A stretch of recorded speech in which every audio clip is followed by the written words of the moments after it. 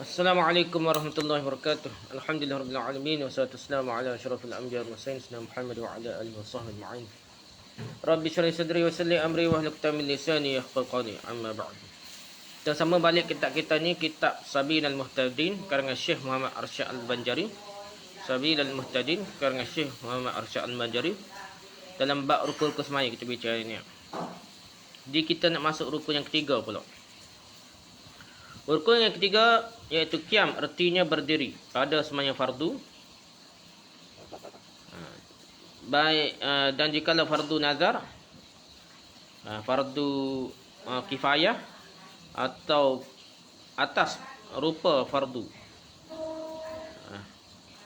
seperti macam fardu tapi dia bukan sembahyang fardu, bukan wajib lah, seperti sembahyang mu'adah atau sembahyang i'adah atau ulangi dah. Contoh kita cerita dah sebelum ni, kita sembahyang sore tak ada jemaah, tiba-tiba orang mari jemaah, kita pergi ikut jemaah. Jadi dua kali tu niat usolli fardu zuhri juga dah, usolli fardu subuh juga dah, tapi boleh pahala sunat dah. Hakikatnya adalah sunat, tapi kita kena niat jenis dia dah, jenis fardu dah. Begitu juga kita sembahyang masjid dulu, klik rumah nak sembahyang anak bini kita, boleh juga i'adah dipanggil dia atau mu'adah dah. Jadi boleh lah. Jadi dan kita tu kena diri lah, wajib diri lah. Dan sembahyang kanak-kanak sekalipun, budak-budak kecil sembahyang, dia kena niat fardu sembahyang, tapi dia ni tak wajib, hakikatnya dah sunat bagi dia.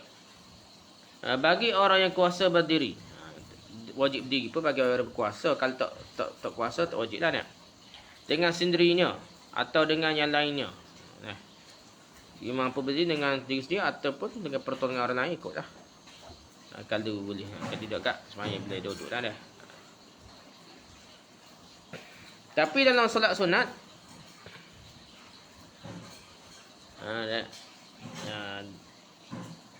dan bagi orang yang tidak dapat berdiri dalam sembahyang fardu, maka akan diterangkan dalam huraian yang akan datang lah. Kita akan cerita balik dalam hukumnya akan datang dah. Qiyam ini dikemudiakan dari niat. Diri ni, kalau kita bincang perbincangan ikut terutan dia, qiyam ni lepas daripada niat lah. Kenapa? Dan takbir dari niat dan takbir lah. Sedangkan qiyam padanya lebih dahulu dari niat dan takbir. Kalau kira perbuatan, kita diri dulu sebelum kita akad takbir, kita diri dulu sebelum kita niat lah. Tapi dari rutan perbincangan rukun ni, kita berbuah nombor 3 lah. Dan takbiratul ihram serta dah. Jadi antara niat dan takbiratul ihram diri dulu lah segi perbuatan nak. Serta bahawasanya qiyam itu dahulu daripada kedua-duanya. Kerana bahawasanya niat dan takbiratul ihram itu rukun keduanya. Dan pada sekalian sembahyang fardu atau sunat. Sebab apa kita berbuah nombor 3 ni? Kerana niat dan takbiratul ihram dan niat tu, kalau niat dalam solat sunat pun dan qiyam hanya menjadi rukun dalam solat fardu dan tidak menjadi rukun dalam solat sunat. Qiyam ni dah, qiyam ni sebab apa buah nombor 3? Sebabnya qiyam ni dalam solat fardu dia rukunnya dah, dalam solat sunat tidak jadi rukunnya. Gitulah perbincangannya. Dan juga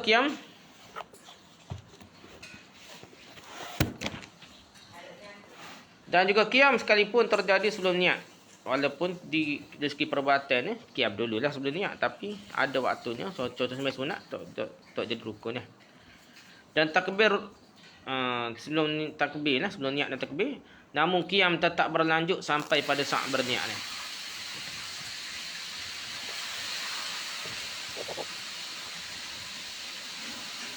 Dan mengucapkan takbir, lanjutlah niat tu boleh bicara. Ada mazhab kata sebelum takbir dah.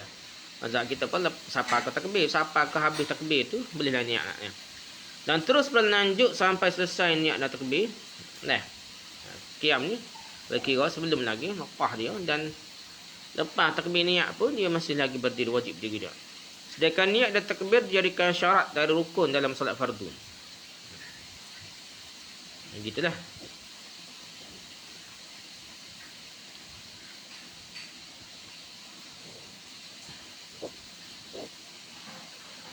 Lepas tu dah.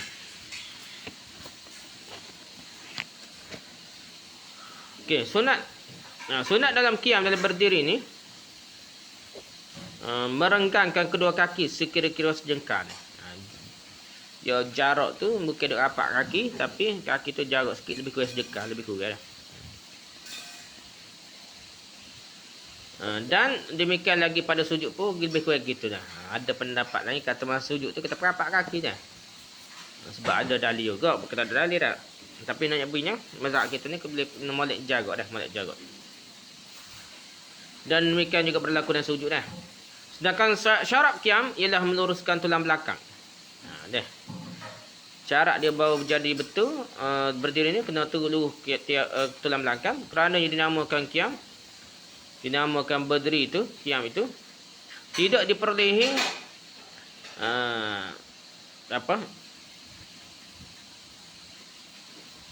kalau berdiri sedangkan tulang belakang tidak lurus, umpamanya condong ke muka atau ke belakang atau ke kiri atau ke kanan, tidaklah dinamakan qiyam menurut kebiasaannya, kerana itu qiyam tidak sah. Kena diri tegak molek lah. Kena diri tegak molek baru dikira sah.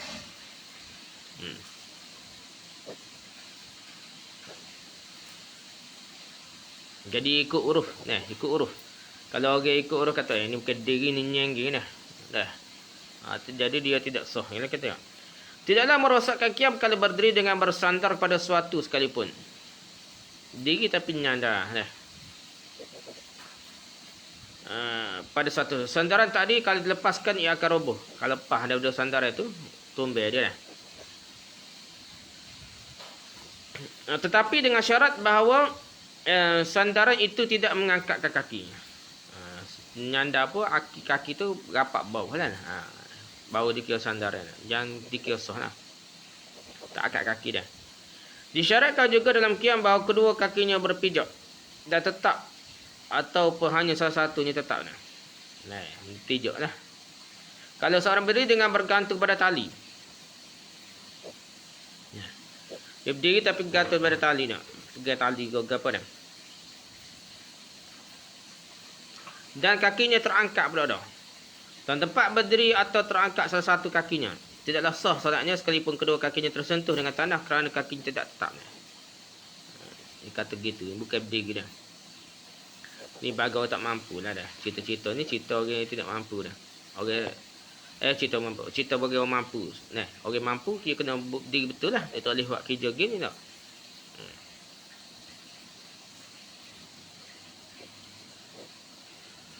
Okey, kalau seorang tidak dapat berdiri terkecuali dengan pertolongan orang lain dah. Dia tak boleh diri melainkan dengan orang tolong dia dah. Kerana orang tolong dia, maka wajib atasnya meminta bantuan pada orang lain sekalipun dengan mengupah, sekalipun dengan upah yang lebih mahal dari biasa pun. Berat ni dah. Suruh upah juga dah. Kena berdiri juga dah. Jadi kalau kita tengok sini keras benar lah. Bab berdiri juga dalam mazhab kita ni.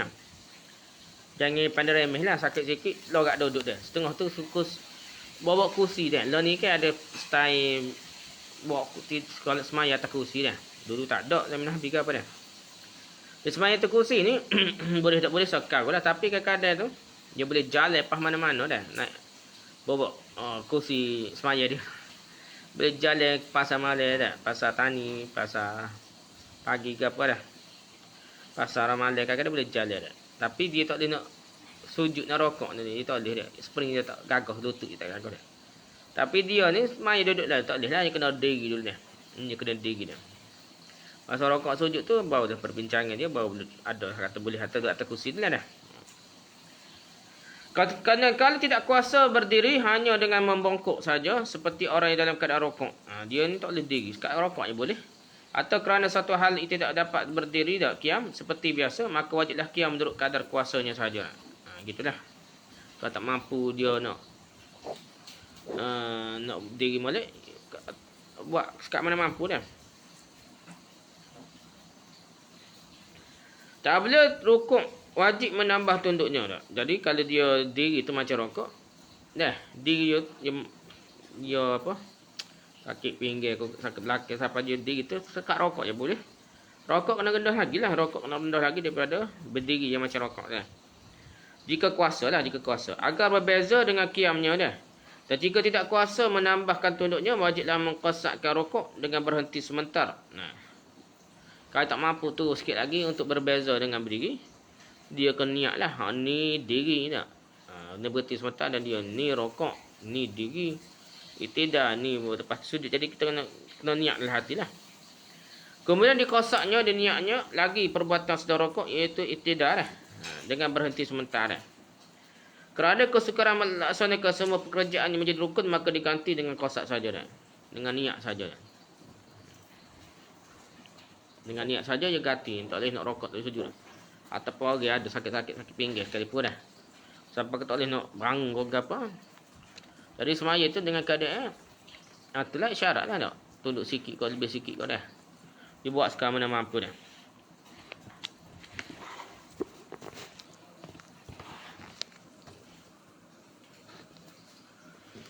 Para fuqaha berkata bahawa tidak wajib mengqasatkan pada rukun-rukun yang lain, hanya tertentu dalam masalah ini saja. Lain tu tak wajib. Niatlah niat itulah. Niat tu bentuknya lain tapi niat macam diri, macam rokok tapi niat diri, macam rokok tapi niat sujud ke apa ikutlah dah. Dan yang ada miripnya dengan masalah ini saja dah. Demikianlah disebutkan dalam kitab Tuhfah. Tuhfatul Mutash Syekh Ibn Hajar Al-Haytami lah. Dan kalau tidak dapat melaksanakan rokok dan sujud kerana sakit tulang belakangnya nak. Apa tak boleh rokok sujud ni sebab sakit tulang belakang kau, sakit lutut ke apa ni. Ini kata tulang belakang nak. Sehingga itu tak dapat tunduk, hanya dapat berdiri saja, maka wajiblah berdiri saja, sedangkan rokok dan sujudnya dilaksanakanlah sekadar kuasanya. Inilah cerita macam orang sakit. Bawa kursi ni lah. Kadang-kadang dia tak boleh rokok. Nak rokok tu sakit dosa tak. Dia tak boleh bekas bangun pula tak. Jadi masalah pula dah. Dah. Spring kaki yoga pun habis dah. Jadi dia kena berdiri jugalah sebab dia boleh diri. Dia kena diri dulu. Utamakan berdiri dulu, bukan duduk lalu dah. Dia utamakan berdiri dulu. Wajib diri dulu dah. Rokok dan sujud tu sekadar kuasa dah.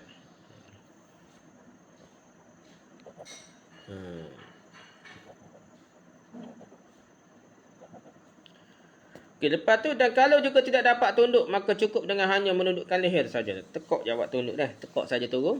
Sekadar leher saja dah. Dan kepala saja dah. Dan kalau juga tidak kuasa, maka cukup dengan isyarat dengan mata saja dah.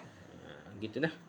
Kalau siapa teruk menanggap, sekadar guna mata saja, isyarat mata dah. Kalau tidak dapat rukuk dan sujud, hendaklah tunduk 2 kali. Dah. Tak dapat rukuk dan sujud, hendaklah tunduk 2 kali. Sekali untuk rukuk dan sekali lagi untuk sujud. Isyaratlah ada. Dan kalau dapat tunduk, hendaklah tunduk sujud lebih rendah dari tunduk rukuk, agar berbeza antara rukuk dan sujud.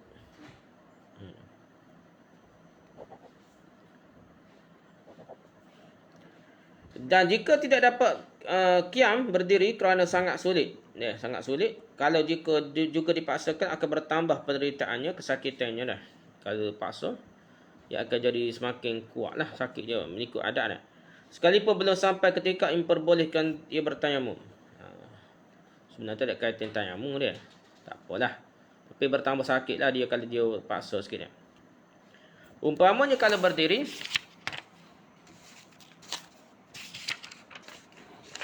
penyakit akan bertambah-tambah dah. Bertambah pula sakit dia kalau berdiri. Atau orang berada dalam perahu atau kapal, kalau ia berdiri perahu atau kapal akan terbalik. Berdiri perahu terbalik ataupun dia pusing. Atau kepalanya pusing atau ke perahu tu. Jadi pusing nak rebah dah. Macam semakin cepat lah ni kita mudah kat semakin atas kata api lah dah. Kalau berdiri gitu boleh berdiri tak apa. Kalau tak rasa tak boleh berdiri, rasa pusing kat, duduklah dah gitu. Maka ia boleh bersolat dengan duduk dalam bentuk yang dikendakinya dah.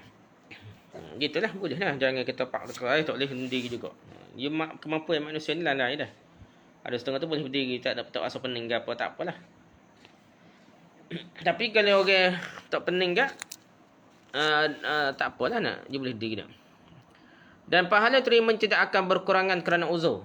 Dah, tak kurang pahala dia. Pahala kurang ni sepanjang sunat, cerita-cerita sebelum ni lah.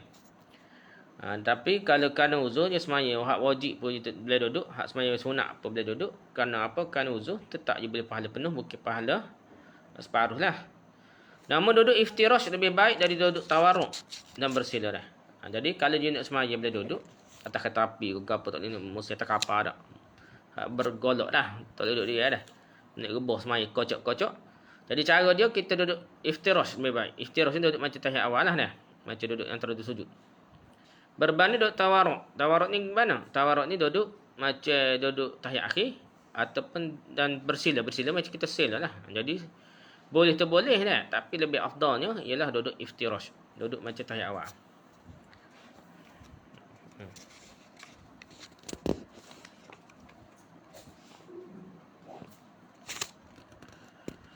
Okey. Makruh duduk berjungkung. Duduk caku dah. Dalam semua perbuatan solat yang berduduk seperti duduk dengan meletakkan kedua pangkal paha pada tempat bersolat serta mendirikan kedua lutut. Ni. Pangkal paha ni punggung gitu dah. Jadi duduk ni macam duduk nak berok gitu dah. Gitu lah lebih kurang dah. Jadi tak molek lah kata tak makruh. Duduk yang seperti ini dilarang di dalam hadis yang diriwayatkan oleh Hakim. Yang dikatakan duduk yang seperti itu serupa dengan duduknya anjing nekro. Berat juga dah. Duduk macam tu serupa duduk anjing nekro, tak sesuai lah duduk macam tu nak semaya dah. Tapi ada satu macam duduk yang mirip dengan duduk berjongkong tu, duduk caku tu, yang disunatkan ialah duduk antara dua sujud. Dengan meletakkan belakang jari kaki pada tempat solat dan meletakkan kedua batang paha di atas tumit. Di atas tumit. Dan lututnya diletakkan di atas tempat solat. Gini. Jadi pakai kasut biasalah. Jadi duduk dia bukan duduk kaki tu macam kata macam nak bang kita sekala benda gitu kaki tu tijuk dah. Kaki jari-jari kaki tu tijuk tempat sujud. Lepas tu jadi tumit coki naik lah dah. Jadi berdiri lah. Kaki tu tapak kaki berdiri dah. Lepas kita duduk atas kaki tu gitu dah. Hak lutut ni duduk depan lah. Duduk gitu tu bukan betul-betul lutut alih atas lah. Ya beza je lutut bukan duduk alih atas. Hak ni marah ni duduk atas. Kalau lutut tu bawah, benda tu dibolehkan dah. Bahkan dia kata sunnah juga lah ada masa Nabi buat gitu dah.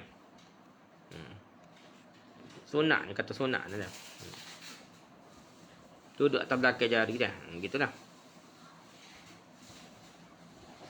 Jadi duduk gitu tak apa dah. Kalau kita tengok ada semai gitu, jangan duduk rasa pelik dah, boleh dah. Kata Syekh Ibn Hajar dah. Kata Syekh Ibn Hajar berkata dalam kitabnya bernama Tuhfah. Tuhfatul Muhtasyar. Bahawa telah menaskan Imam Syafi'i yang diimlakkannya kepada Buaiti dah. Ya disuruh Imam Buaiti lah tulis dah, imlak dah. Tulis fatwa Imam Syafi'i dah. Bahawa duduk yang seperti itu sunat sekalipun duduk iftirash lebih utama daripadanya. Walaupun sunat tapi tetap lagi duduk iftirash macam kita biasa tu buat dah. Itu lebih afdal dah. Tapi boleh dah duduk panggil duduk gitu dah. Apa istilahnya dah.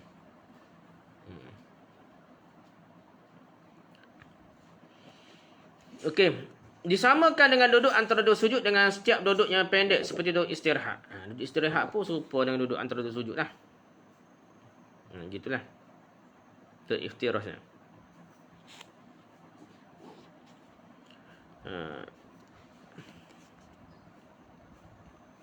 Dan orang yang solat berduduk ketika rukuk hanya dengan menundukkan kepala. Jadi orang yang semaya tak boleh semaya diri gitu, semaya boleh duduk. Rukuk dia tu tunduk kepala sikit lah, tunduk kepala sikit lah.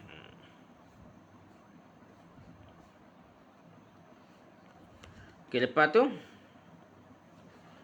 sekurang-kurangnya rokok dengan membongkokkan badan sekira-kira dahinya bertepatan dengan hadapan kedua lututnya. Sekiranya rokok dengan membongkokkan badan sekira-kira dahinya bertepatan dengan hadapan kedua lututnya. Ni orang boleh duduk lah sebenarnya. Dan yang lebih sempurna bahawa dahinya bertepatan dengan tempat solatnya.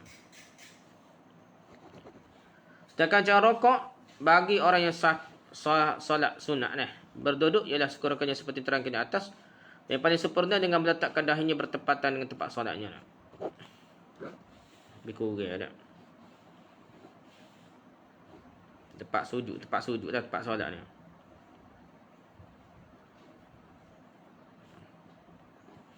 Tapi lebih kurang. Yang pentingnya rokok tu rendah sikit, sujud tu jangan rendah lagi. Kalau boleh sujud terus lah. Kalau tak boleh juga sujud, rendah lagi. Gitu lah. Kalau tidak dapat bersolat berduduk, boleh berbaring dengan meletakkan sisinya ke lantai. Sedangkan muka dan badannya menghadap ke arah kiblat. Yang moleknya, semaya ni boleh mengiring ke kanan dah. Bukan semaya tak kepala lah. Kecuali orang sakit benar, tak boleh nak mengiring tu, boleh lah. Tapi, selagi boleh menyenggi ke kanan, moleknya menyenggi ke kanan dah. Iaitu kepala kita ni menyenggi ke kanan, semaya ni belah-belah, kepala tu miring ke kanan dah.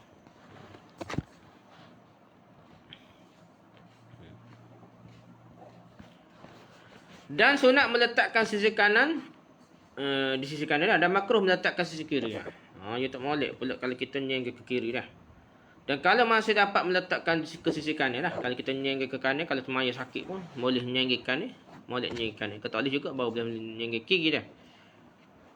Dan kalau tidak dapat meletakkan sisi ke lantai, maka boleh solat bertelentang saja dah. Jadi hak ni terletak ni, batal tu tinggi sikit ke tak? Kepala tu, maksudnya kaki kiblat tu adalah kaki lah dah. Dan yang terbaik dengan meletakkan hujung kaki ke arah kiblat, dan mukanya wajib menghadap ke arah kiblat dah. Agak tinggi sikit dah. Dan di bawah kepala diletakkan bantal agar mukanya boleh menghadap ke arah kiblat. Tu je beza dia, tinggi sikit bantal sekadar mampu supaya dia boleh menghadap macam kiblat lah kepala dia dah. Okey, lepas tu seperti ini berlaku kalau berada di luar Kaabah lah. Cerita-cerita ni duduk luar Kaabah lah. Tetapi kalau ia bersolat dalam Kaabah, orang sakit semayang dalam Kaabah, tidak perlulah meninggikan kepalanya. Dia boleh solat bertelantang atau tertiarap sekalipun. Kerana kemana pun yang menghadap dalam Kaabah tu sudah menghadap bahagian dari Kaabah lah.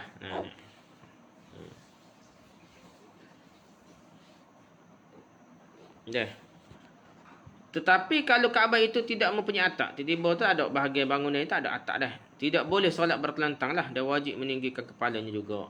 Biar kena dinding dah. Kalau tidak dapat mengerjakan rokok dan sujud, bolehlah dengan isyarat. Sedang dengan dalam sujud lebih rendah.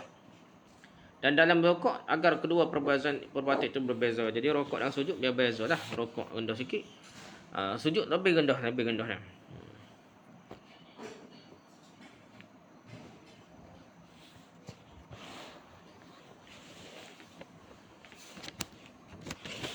Okey.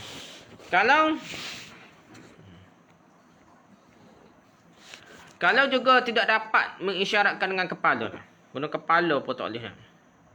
Dengan kepala pun tak mampu dah. Maka diisyaratkan dengan kejap mata dah. Pejam guna klip mata lah. Klip mata ni maksudnya gini, klip mata sekali kau guna ke. Kita fikir sendirilah. Dengan klip mata lah. Dan jika juga tidak dapat melakukannya seperti itu, maka menurut Syekh Ibn Hajar Al-Hatami, kalau tak boleh juga nak klip mata pun tak boleh. Syekh Ibn Hajar katakan, dikiaskan dengan orang bersolat yang dipaksa meninggalkan rokok dan sujud, dan segala perbuatan solat hanya dengan qasad hati saja. Kalau tak boleh juga, semaya dengan hati lah. Niat dalam hati. Ni rokok ni sujud hanya dalam qasad dalam hati saja.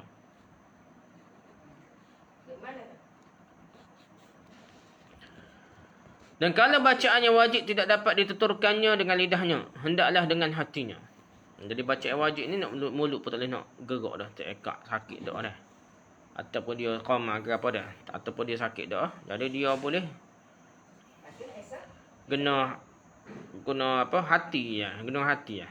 Tak boleh guna baca pun dalam hati. Dan semua itu dilakukan wajib bagi yang wajib, dan sunat bagi yang sunat. Serupalah wajib dengan sunat tu serupa.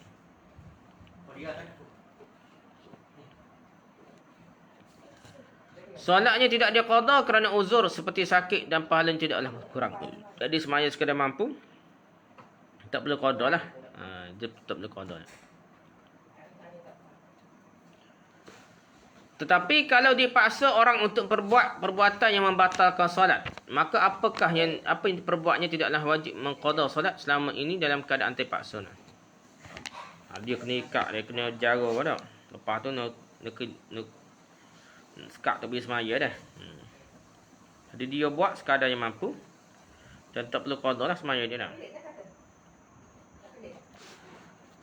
Hanya bagi orang yang disalib melakukan solat dengan isyarat, kerana ia masih dapat melakukan solat. Dan orang yang dipaksa tidak boleh mengerjakan solat kalau akan menambah perbuatan yang membatalkannya, Hanya wajib baginya mengqada kerana seperti itu jarang-jarang terjadi. Kalau benda tu jarang-jarang terjadi, supaya menghormat matu saja, nak salik, nak ikat demo, nak bubuh, nak ikat lah, nak apa, tak boleh nak geruk mana dah. Jadi nak tutup mulut ke apa tak. Buat sekadar mampu lah, baca semain dalam hati ke apa kau. Kalau jarang-jarang terjadi tu, qada lah semula dah. Demikian itu diterangkan oleh Ibn Hajar dalam kitabnya Tuhfah.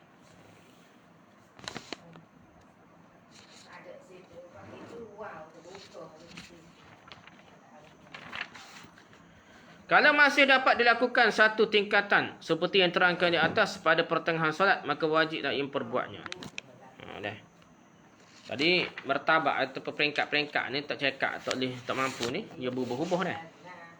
Masa mula boleh, contohnya mula-mula tak cekak duduk, tiba-tiba boleh berdiri-berdiri dah. Ataupun dia semaya atas kereta api, kocok nak rebah dah. Nak rebah, dia pun duduk. Tiba kereta api berhenti, kau tenang kau, dia pun bangun diri dia. Boleh. Gitulah keadaan dia dah. Kadang-kadang atas kemampuan dia dah. Mula ikat nak, tak boleh geruk. Berubuk, dia tutup, pas mulut-mulut tutup dah. Kena colek ke apa, tak boleh semaya ber. Tepus semaya dalam hati dah, ikut syarat lah dah. Tak boleh baca ke apa dah. Lepas tu tiba-tiba dia buka, nutup mulut dah. Dah. Boleh kita baca, nak baca lah mulut dah, dengan mulut pula. Gitulah keadaan dia sekadar mampu dah. Perbuat hak mana dia kuasa dah, hak mana dia mampu. Kalau masih dapat duduk bagi yang solat berbaring. Dia solat berbaring ni. Tapi dia boleh berduduk. Dah. Tiba-tiba dia boleh duduk lah. Maka wajiblah dia duduk dalam menyelesaikan solatnya. Memula dia tak boleh duduk. Dia berbaring. Tiba-tiba boleh duduk. Dia kena bikah bangun duduk. Mudah dah. Pasal dia hilang dia uzur bahagian baring ni dah. Jadi kena sempurnakan selebihnya semaya dia tu dalam keadaan duduk pula dah. Dia mampu duduk dah. Kalau pada pertengahan solat orang yang berduduk ia dapat berdiri. Memulai duduk dah. Mak mandi dah kata. Memulai duduk, tiba-tiba ia rasa segar dah, boleh diri dah. Dia cakap nak diri. Maka wajiblah ia berdiri dalam melaksanakan solat yang sisanya lagi dah. Tetapi tidak memadai membaca Fatihah ketika bangkit berdiri dari solat berbaring atau berdiri dari solat berduduk. Kan tak payah, tidak memadai membaca Fatihah.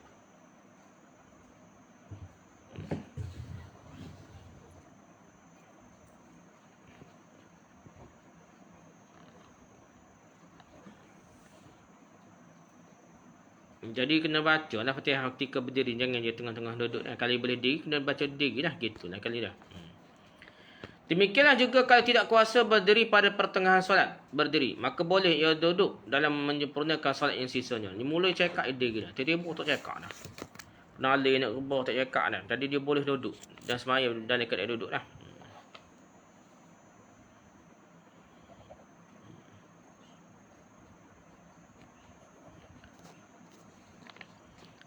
Dan kalau tidak dapat berduduk pada pertengahan solat, semua mula diri dah. Tidak dapat duduk dah. Tengah sebenarnya duduk dah, tak boleh duduk pula dah tengah solat. Nak solat berduduk, solat boleh duduk, tiba-tiba tengah tu tak boleh pening, tak boleh nak duduk, nak tumbai dah. Namun masih dapat berbaring, maka sisa solatnya dikerjakan dengan berbaring. Gitulah dah.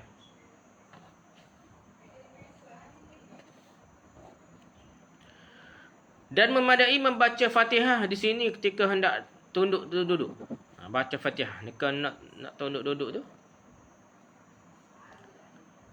Atau pada perpindahannya dan berduduk kepada berbaringnya. Kena baca Fatihah mula. Kalau ya kiranya dari keadaan itu bacalah. Kalau tak baca lagi gitu lah dah. Dan boleh orang yang mampu solat berdiri mengerjakan solat sunat dengan berduduk. Tapi kalau orang solat sunat, dia boleh semaya bila duduk, semaya sunat dah, bila duduk boleh dah. Atau berbaring sekalipun. Semaya bila baring boleh lagi dah. Orang sihat pun dah. Sekalipun solat hari raya, semaya bila duduk. Boleh baring semaya solat raya. Atau solat gerhana atau solat minta hujan ni. Bila naik baring dah. Dah. Ataupun bila duduk je dah. Dan pahala solat berduduk ni, solat duduk ni separuh dari solat berdiri ni. Untuk sembahyang sunat lah. Sembahyang wajib tak boleh, rukun ni. Dan solat berbaring yang miring ke sebelah kanan separuh solat pahala dari solat duduk ni. Separuh daripada solat duduk.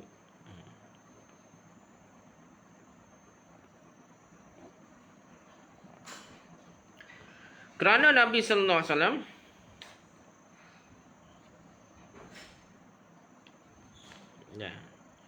Nabi ke perkataan Nabi sallallahu alaihi wasallam bersabda, "Man shalla qa'iman fa huwa afdalu wa man shalla qa'idan falahu nisfu ajril qa'im wa man shalla na'iman falahu nisfu ajril qa'idi." Itulah yang kata hadis. Dia ada. Hadis riwayat Bukhari, Ibn Majah. Jadi maksudnya apa?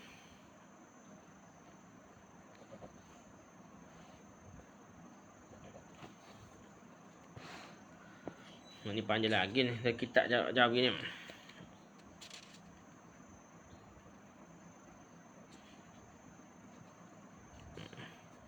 Artinya, barang siapa yang bersolat berdiri, maka adalah yang lebih afdal. Itulah paling afdal ni solat berdiri dah. Dan barang siapa yang solat duduk, baginya separuh pahala solat berdiri. Kalau duduk, boleh semuanya sunat tak? Nisfu pahala orang semuanya berdiri. Dan barang siapa solat berbaring ni, tidur berbaring, mendapat separuh pahala solat duduk dah. Mendapat pahala solat orang duduk dah. Ni. Ini hadis ni hadis kuat kata riwayat Bukhari dah. Riwayat Bukhari dan Ibn Majah dari Imran bin Husain.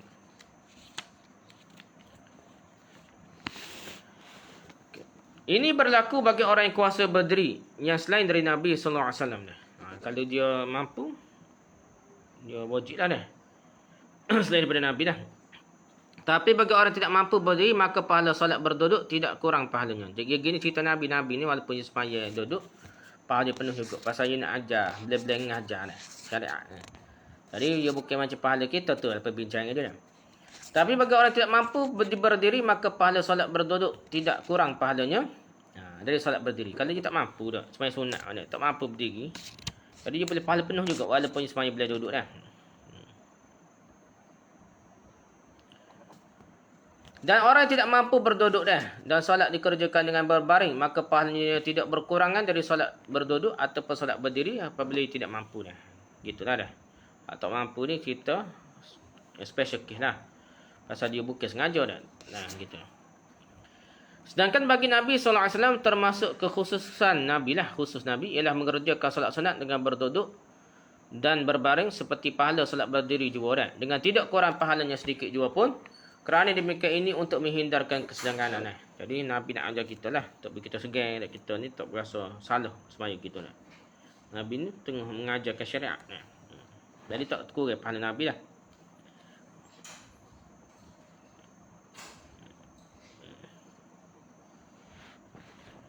Wajib bagi orang bersolat berbaring ketika rokok dan sujud dalam keadaan duduk. Dan dalam melaksanakan kedua perbuatan ini janganlah dengan isyarat. Kerana tidak ditemukan dalam sunnah. Kalau dia boleh jangan guna isyarat, dia guna hak asal lah. Dia boleh duduk. Boleh baring pun. Selagi boleh jangan guna isyarat, guna geruk sikit lah. Biar beza antara rokok dengan sujud dan sebagainya lah.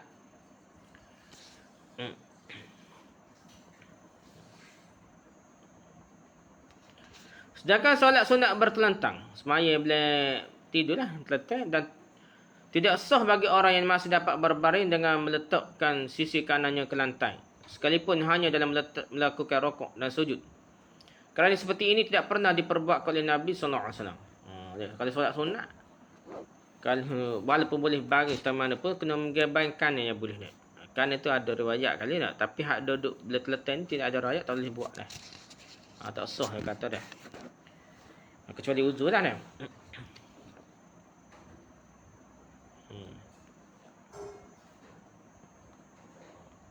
Jadi terletak ni paling kurang lah. Kena usaha dulu miring ke kanan dah. Menyinggir kanan dah. Ibn Hajar menerangkan dalam kitabnya Tuhfah dah, bahawa boleh bagi orang yang solat sunat membaca Al-Fatihah ketika mulai bergerak tunduk dan berdiri sekalipun, sampai ke bentuk perbuatan rokok sekalipun dah. Jadi tak kisahlah, asalkan dia mampu masa tu kan, boleh baca dah, mengikut Syekh Ibn Hajar Al-Haytami dah. Ketika turun pun boleh dah, ketika berdiri pun boleh dah, sampai berrokok sekalipun boleh baca Fatihah masa tu dah. Tetapi sesungguhnya tidak dihitung rokok melainkan dengan menundukkan kepalanya sedikit dari bentuk tadi dah. Jadi rokok-rokok ni berbeza dengan berdiri lah, biar nampak beza dah. Dan ini dilakukan sudah selesai dari membaca Fatihah, agar jangan sampai terhimpun dua rukun, iaitu qiyam dan rokok. Jadi sekali ke biar nampak beza dah. Baca Fatihah tu biar dalam keadaan berdiri dah ataupun dalam keadaan lebih tinggi daripada rokok dah. Dan kemungkinan pula yang seperti itu tidak disyaratkan, hanya cukup dengan tumakninah, berhenti sebentar saja dengan qasak rokok. Kata boleh juga beza tu hanya qasak rokok dah, niat rokok.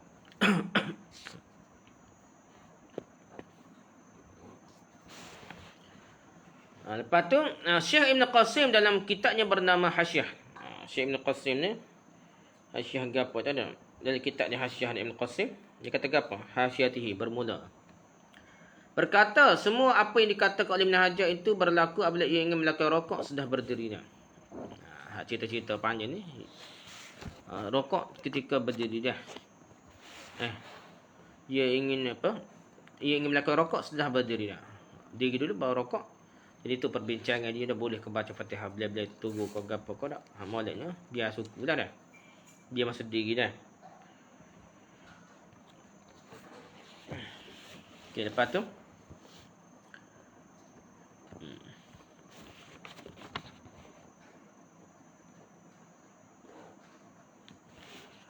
tapi kalau ingin langsung duduk, maka rokok boleh dikerjakan dalam duduk. Dah. Kalau tak dia ikat diri, tak boleh kira. Tak ikat diri dah. Dia pun duduk dah. Jadi dia nak rokok pun tak ikat dia duduk dah. Dan Fatihah dibaca ketika mulai duduk dah. Masa duduk tu kira waktu diri dah. Kira duduk tu ganti diri, bacalah Fatihah masa tu dah. Dan selesaikan sisa salatnya sesudah duduk dah. Syekh Ibn Qasim telah memberikan fatwa bahawa Syekh kami Syihabuddin Ramli membolehkan membaca takbiratul ihram ketika bangkit hendak berdiri dan melarang membaca Fatihah dalam solat sunat ketika bangkit berdiri. Ketika bangkit tu kita boleh baca Fatihah ni, hak detail lah kita kira dah.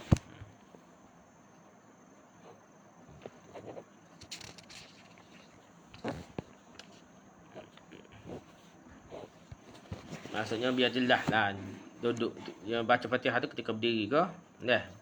Biar jelas masa berdiri dah.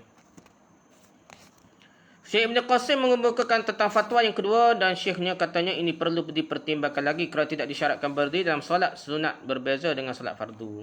Cerita solat sunat ni tak kisahlah. Baca ketika mana pun dah.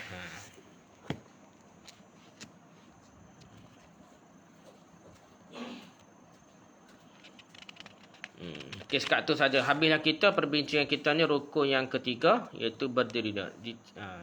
Lepas ni kita baca rukun yang keempat lah Fatihah. Wallahu a'lam. Subhanakallah bihamdika asyhadu an la ilaha illa anta astaghfiruka wa atubu ilaik. Assalamualaikum warahmatullahi wabarakatuh.